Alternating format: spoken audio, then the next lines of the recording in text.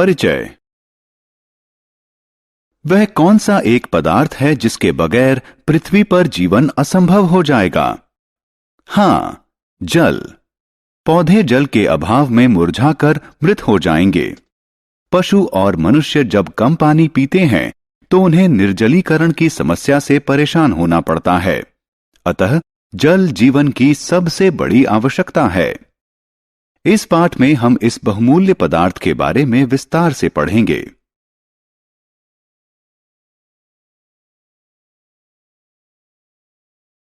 उद्देश्य। इस पाठ के अंत में आप निम्न करने में सक्षम हो जाएंगे: जल के बारे में कुछ सामान्य तथ्य बताने में, जल के गुण बताने में, जल के उपयोग बताने में, जल चक्र की अवधारणा का वर्णन करने में।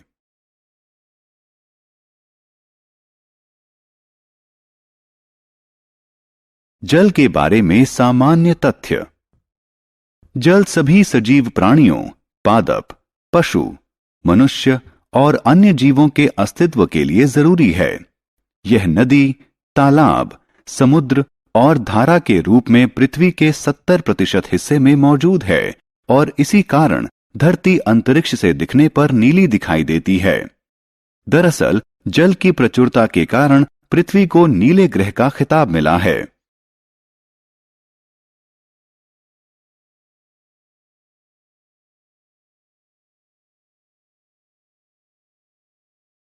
जल के गुण।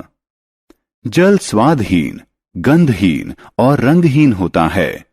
यह बहुत से पदार्थों को घुला देता है, इसलिए इसे सार्वत्रिक विलायक कहते हैं। यह प्रकृति में 3 अवस्थाओं, ठोस, द्रव्य और गैस में पाया जाता है। ठोस अवस्था में जल को बर्फ या हिम कहते हैं। गैस अवस्था में जल को वाष्प या भाप कहते हैं। लेकिन जल की सबसे सामान्य अवस्था है द्रव्य अवस्था। यही वह अवस्था है जिसे हम जल के रूप में जानते हैं।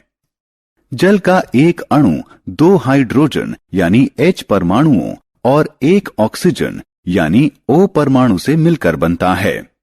इसीलिए जल का रासायनिक सूत्र H2O से व्यक्त किया जाता है। जल के प्रयोग। हम जल का प्रयोग विभिन्न कार्यों में करते हैं। औसतन एक मनुष्य अपने जीवन काल में 60,000 से 80,000 लीटर तक जल खर्च करता है। जल घरों में पीने, खाना बनाने, नहाने, कपड़े धोने, बागवानी और सफाई करने में काम आता है। सिंचाई की सुविधा से कृषि उपज बढ़ती है और विश्व की बढ़ती जनसंख्या के लिए आवश्यक अनाज उपजाने में सहायता मिलती है। सिंचाई मौसम के उतार चढ़ाव के समय में सुरक्षा का काम करती है। जल का प्रयोग उद्योगों में भी शीतलन की प्रक्रिया में होता है। यह बहुत से उद्योगों में विलायक के रूप में काम करता है। इसका उपयोग बिजली उत्पादन में भी होता है। इसके अतिरिक्त मनोरंजन गतिविधियों जैसे तैराकी, मछली पकड़ना, नौका दौड़ एवं दूसरी जल क्रीड़ाओं में जल का उपयोग होता है।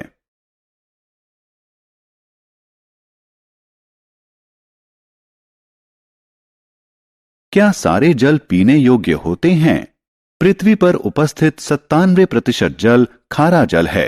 अतः यह गृहवासियों, कृषि और उद्योगों के उपयोग के लिए सुरक्षित नहीं है। बाकी बचा 3% जल स्वच्छ जल है, जिसका 2/3 हिम नदियों और ध्रुवों के कोटरों में हिम के रूप में जमा हुआ है।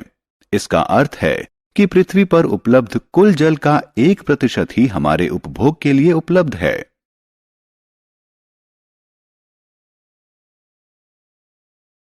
जल चारों तरफ परिवहन कैसे करता है? क्या आप कभी इस बात पर चकित होते हैं कि सजीवों द्वारा पृथ्वी पर हजारों सालों से जल की खपत के बाद भी जल का संतुलन किस तरह बना हुआ है? यह जल चक्र के माध्यम से संभव होता है। जल का द्रव से गैस और फिर गैस से पुनः द्रव्य बनने की दोहराऊ प्रक्रिया को जल चक्र कहते हैं। जल चक्र के 4 निम्न प्रमुख चरण हैं: वाष्पीकरण, संघनन, अवक्षेपण और संग्रहण।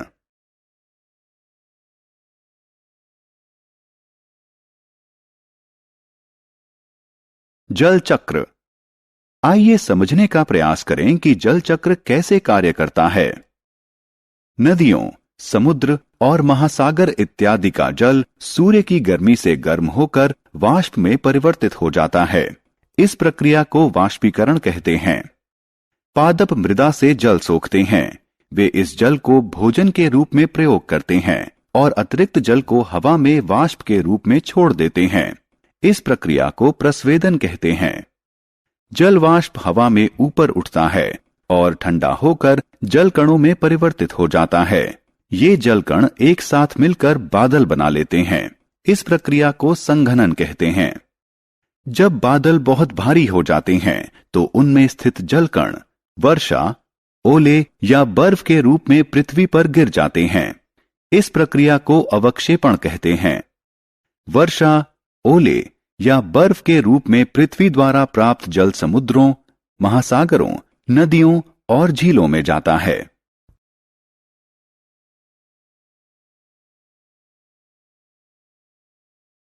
सारांश।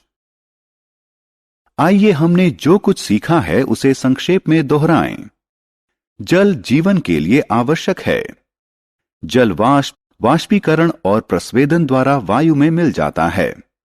जल वाष्प छोटे जल कण बनाने के लिए वायु में संघनित हो जाते हैं, जो बादल की तरह नजर आते हैं। छोटे जल कण एकत्रित होकर वर्षा, हिम या ओले के रूप में नीचे गिरते हैं। वर्षा, हिम और ओले नदियों, झीलों, तालाबों, कुओं और मृदा तक जल पहुंचाते हैं।